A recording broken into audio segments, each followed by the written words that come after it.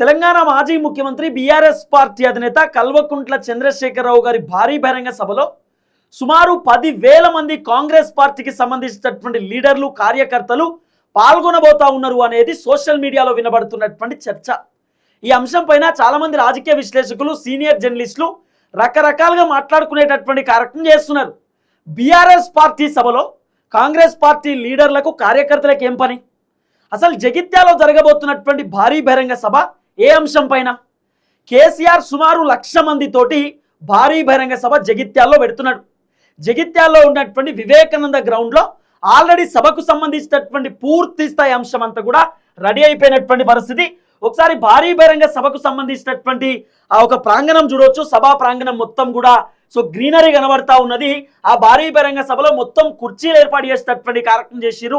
అలాగే పార్కింగ్ స్థలం కూడా ఓ వైపు ఏర్పాటు చేసినటువంటి కార్యక్రమం చేసిరు. మొత్తానికి సభకు సంబంధించినటువంటి సెటప్ ఇది. ఇక్కడికి ఈ రోజు మాజీ ముఖ్యమంత్రి కేసీఆర్ హెలికాప్టర్లో ఎర్రపల్లి ఫామ్ హౌస్ నుండి హెలికాప్టర్లో ఈ సభా ప్రాంగణం దగ్గరికి రాబోతా ఉన్నాడు.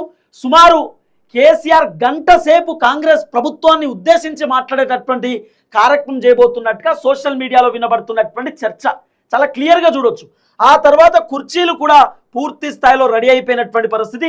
ఆ చైర్లు రెడీ అయినటువంటి ఆ వీడియో కూడా చాలా క్లియర్గా మీ ముందు నేను చూపించేటటువంటి కార్యక్రమం చేస్తా ఉన్నా. కుర్చీలు కూడా రెడీ అయిపోయినాయి. కేసీఆర్కి సంబంధించిన వెనకాల బ్యానర్ కనబడుతున్నది.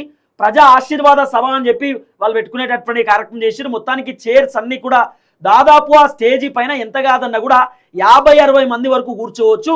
సుమారు ముందు ఒక 10-15 వేల మంది వరకు చైర్లో కూర్చునేటటువంటి అవకాశం ఉంది. మిగతా వాళ్ళందరూ కూడా నిల్చునేటటువంటి సౌకర్యం కూడా చాలా క్లియర్గా కనబడతా ఉన్నది. ఆ సెటప్ మొత్తం కూడా కేటీఆర్కు హరీష్ రావుకు అప్పచెప్పిండు. హరీష్ రావు, కేటీఆర్ ఇద్దరు కూడా దగ్గరుండి ఆ సభకు సంబంధించినటువంటి ఏర్పాట్లన్నింటినీ కూడా చూసుకునేటటువంటి కార్యక్రమం చేశారు.